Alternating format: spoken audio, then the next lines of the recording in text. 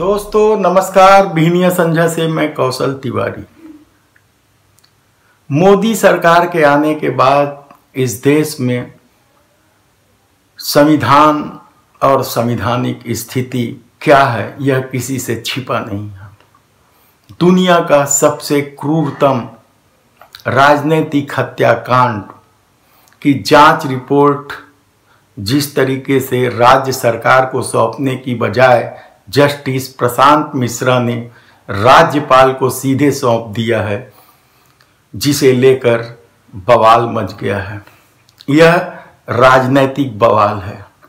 कायदे से रिपोर्ट राज्य सरकार को सौंपी जानी थी, क्योंकि जब आयोग का गठन हुआ तब भी यह कह दिया गया था या स्पष्ट रूप से शामिल कर लिया गया था कि आयोग अपनी रिपोर्ट राज्य सरकार को सौंपेगी। लेकिन 4184 पेज की जांच रिपोर्ट जस्टिस प्रशांत मिश्रा ने सीधे सीधे राज्य सरकार को बाईपास करके राज्यपाल को सौंप दी।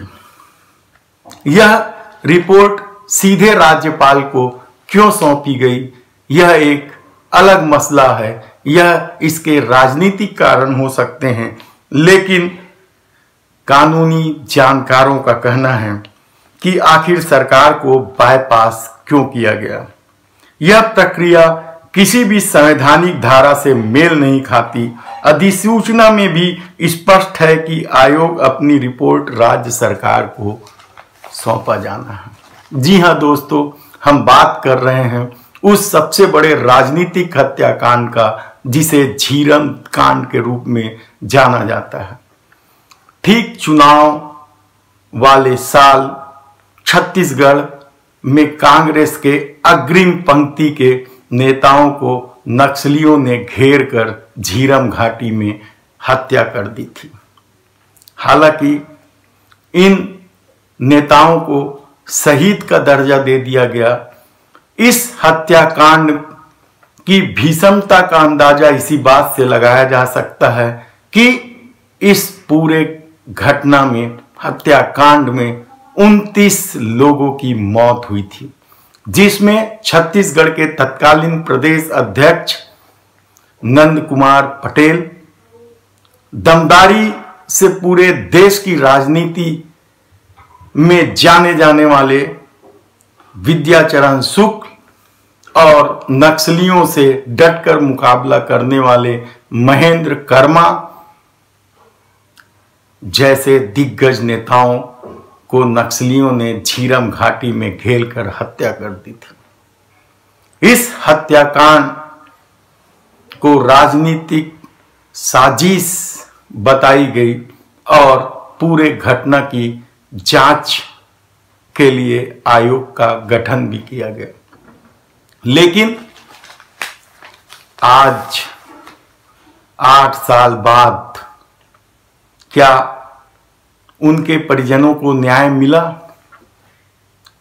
यकीन मानिए, जिस तरीके से जांच को लेकर राजनीतिक तिकड़मबाजी चलती रही, केंद्र सरकार पर भी आरोप लगे, लेकिन रिपोर्ट अब भी राज्यपाल के पास फाइलों में बंद है।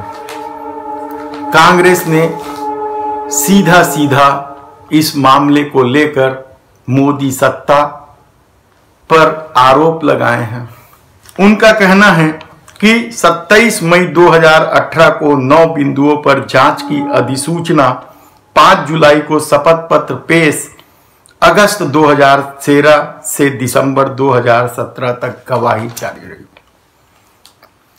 गवाही के लिए पूर्व मुख्यमंत्री डॉक्टर रमन सिंह, तत्कालीन गृह मंत्री नंदकीराम कंवर, सुशील कुमार शिंदे, IPSC गवाही में बुलाने का आवेदन इस सुनवाई में दिया गया था। 22 अगस्त 2018 तक सुनवाई के बाद सुरक्षित कर लिया गया था। 7 जनवरी 2019 को यह आवेदन खारिज कर दिया गया। गवाही ठीक ढंग से नहीं हुई, ये आरोप कांग्रेस के हैं। सवाल ये है कि आयोग ने जांच किस ईमानदारी के तहत की है। सवाल ये भी नहीं है कि आखिर आयोग ने इतने समय क्यों लगाए। सवाल तो इस बात के हैं कि आखिर जब रिपोर्ट राज्य सरकार को सौंपनी थी तो राज्य सरकार को बाईपास कर राज्यपाल को रिपोर्ट क्यों सौंपी गई। झीरम घाटी का विभत्स कांड को लेकर पहले ही दिन जिस तरीके से प्रतिक्रिया आई थी उसे भी ध्यान देना जरूरी है। जैसी ही घटना की सूचना मिली, छत्तीसगढ़ के प्रथम मुख्यमंत्री अजीत जोगी ने सीधी प्रतिक्रिया दी कि अब कांग्रेस के कार्यकर्ता शांति से नहीं बैठेंगे। वर्तमान मुख्यमंत्री भूपेश बघेल की प्रतिक्रिया थी कि यह डॉक्टर रमन सिंह द्वारा छोड़ा गया ब्रह्मास्त्र है। बड़ी तीखी प्रतिक्रिया थी, क्योंकि कुछ ही दिन पहले चुनाव जीतने के लिए डॉक्टर रमन सिंह ने कहा था कि वे ब्रह्मास्त्र छोड़ने वाले हैं। और ऐसे में भूपेश बघेल ने जब झीरम कांड पर प्रतिक्रिया दी कि डॉक्टर रमन सिंह ने ब्रह्मास्त्र छोड़ दिया है, तो पूरे प्रदेश ही नहीं देश में भी खलबली मच गई। तत्कालीन प्रधानमंत्री मनमोहन सिंह, कांग्रेस के बड़े बड़े नेता तत्काल पहुंचे और कांग्रेस से के गुस्साए लोगों को शांत किया। लोगों को उम्मीद थी आयोग से, लेकिन शायद इस देश की परंपरा है कि यदि गुस्से को शांत करना है तो जांच कमेटी बना दो, जांच आयोग बना दो और गुस्सा शांत होने के बाद लोग भूल जाते हैं। लेकिन ये एक ऐसा मामला था जो भुलाए नहीं भूला जा सकता। कांग्रेस के अग्रिम पंक्तियों के नेताओं की जिस निर्ममता से नक्सलियों ने हत्या की, यही नहीं, तत्कालीन प्रदेश कांग्रेस के अध्यक्ष नंद कुमार पटेल के पुत्र की भी हत्या कर दी गई। बाप बेटे को एक साथ गोलियों से भून दिया गया। ऐसी विभत्स घटना की जांच रिपोर्ट में भी यदि राजनीति होने लगी तो फिर इस लोकतांत्रिक देश का क्या होगा। कांग्रेस आयोग की जांच पर शुरू से ही सवाल उठाते रहा। शायद यही वजह है कि उसने सत्ता आते ही एसआईटी से जांच कराने की घोषणा कर दी, लेकिन जांच शुरू नहीं हुई, क्योंकि जो कागजात केंद्र से चाहिए थे वो केंद्र सरकार ने आज तक नहीं सौंपा। झीरम घाटी जांच के दस्तावेज केंद्र ने